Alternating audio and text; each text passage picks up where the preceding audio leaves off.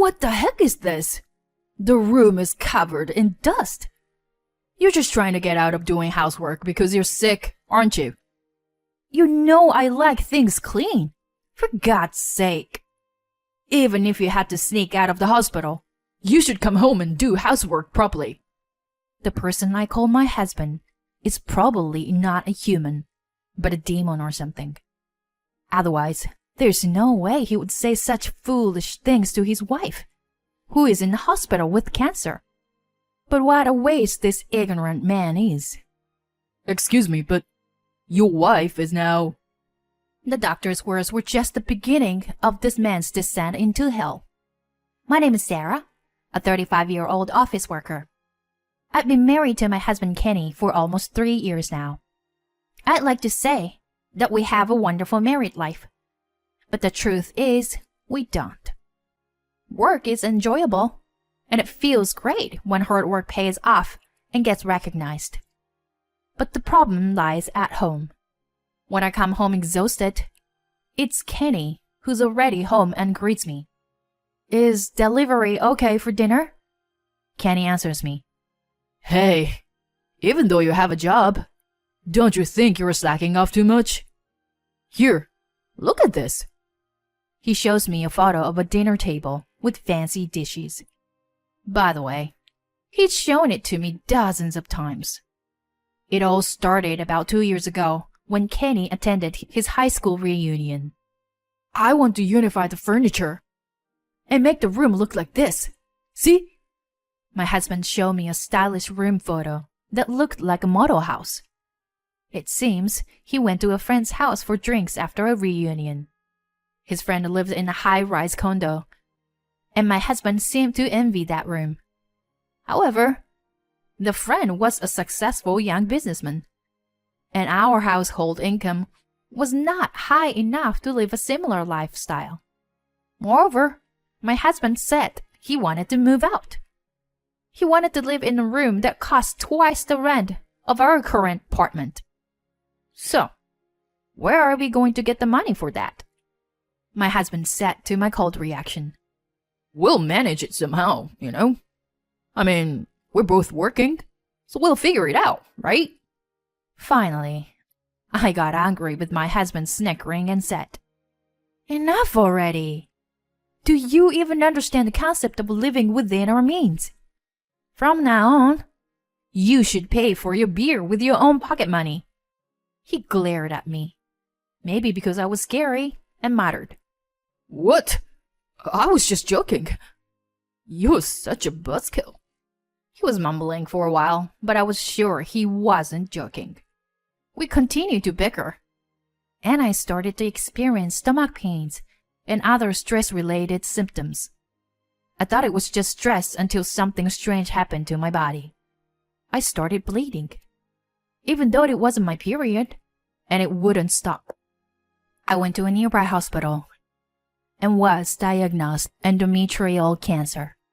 Hearing the diagnosis, my body shivered, even though it wasn't cold. Then, the doctor said something that made it worse. Do you plan to get pregnant in the future? It was a severe condition, and the best option was to remove the uterus. I will talk to my husband. I couldn't stop crying while driving home. If I lost my uterus, I wouldn't be able to have children ever. I wonder what Kenny's reaction will be. He loves children, so I'm afraid of getting divorced. When my husband returned home, I talked to him about the test results, treatment, and his thoughts. We took the time to have a conversation for the first time in a while. My husband was very shocked, but we made a decision. After that, I took a leave of absence from work and my treatment began. In the end, we decided to undergo chemotherapy after having my uterus removed. On the day of the surgery, my husband took the day off and accompanied me to the hospital. I felt uneasy about my husband's oddly cheerful mood. However, I overcame major surgery and lost my uterus. During my hospital stay, colleagues and friends came to visit me. I felt sad that a friend with a child came to visit me. My in-laws who lived nearby also came to visit me. You did well, Sarah. After those words of encouragement, my mother-in-law said, I know it's tough, but please take care of the household finances and chores a little more carefully. My father-in-law immediately interrupted her. Hey, stop it. Not now. Sarah, never mind, okay? I had no idea what their conversation meant at that time. As for my husband Kenny, he always seemed to be in a good mood whenever he visited me in the hospital. Sarah, you might be surprised when you get discharged. Well, look forward to it. I thought I would be happier about anyone who came to visit me, rather than a surprise. After a while, I was scheduled to be discharged temporarily and was excited to return home. I would be admitted to the hospital again soon for chemotherapy. When my husband picked me up from the hospital, he said, Don't be surprised when you see inside the house. I had a feeling of unease. What is this? As soon as I entered the house, I was shocked. The inside of the house had changed drastically from before I was hospitalized.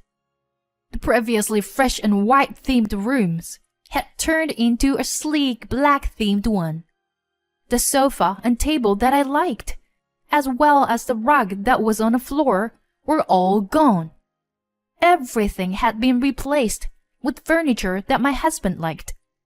What surprised me even more was that all the appliances, including the washing machine and refrigerator, had been replaced with new black ones. I was frozen in shock at the sight. How's that? Pretty amazing, right? I did it all by myself. At my husband's smug remark, I felt like collapsing. I hurried to the bedroom. Once inside, it was clear that it was also completely different from before. My wardrobe. Oh no. Where's my wardrobe? At my words, my husband's face grew anxious. Oh, that. Sorry. I guess I got carried away and threw it away. My patience finally ran out with my husband's nonchalant chuckling. What? You threw it away? Don't joke around. Do you remember how important that wardrobe was to me? I told you that, didn't I? Bring it back here now. Give it back. With every shout, my wound throbbed with pain. My husband stayed silent for a moment before speaking. I said I already threw it away, so there's nothing I can do. You're so annoying. He then stormed out of the room. I collapsed into a sitting position in the now unrecognizable room.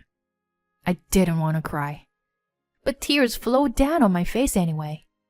The truth was that the wardrobe was a precious gift from my mother when I got a job and left home. My parents had divorced when I was in elementary school, and I had lived with my mother ever since. She had passed away in a traffic accident not long after I got married. That wardrobe was an irreplaceable moment of my late mother. Of course, I had told my husband about it many times. Life had been a living hell until my next hospitalization.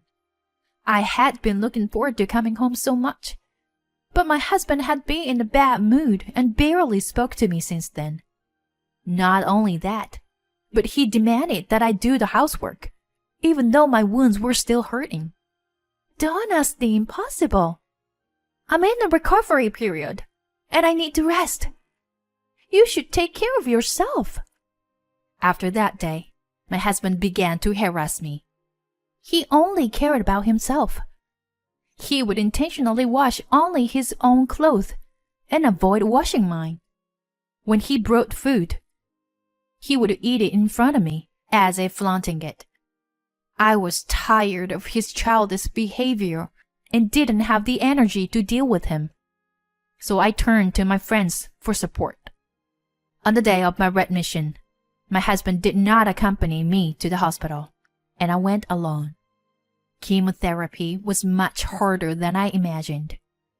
I was shocked to see my hair falling out day by day, in addition to nausea. As for my husband, he went on a long business trip shortly after my admission. I thought he would contact me out of concern, but he didn't contact me at all during my hospitalization. One day, my phone rang continuously, and I hesitated to answer because I no longer had the energy to talk to my husband. Then, my husband called the hospital out of impatience. I switched to speaker call. "What the heck is this? The room is covered in dust. You're just trying to get out of doing housework because you're sick, aren't you? You know I like things clean, for God's sake. Even if you have to sneak out of the hospital, you should come home and do housework properly."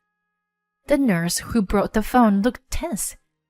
Then, the unexpected person who responded to my husband's foolish words was, "Excuse me, but your wife just left the hospital a moment ago and is currently busy with procedures. Can you please not disturb her with nonsense talk?" "What? Who do you think you were to speak like that? You can clean the house yourself. In all my years as a doctor, I've never met such an ignorant person like you. I'm disgusted." The doctor hung up the phone, leaving my husband flustered.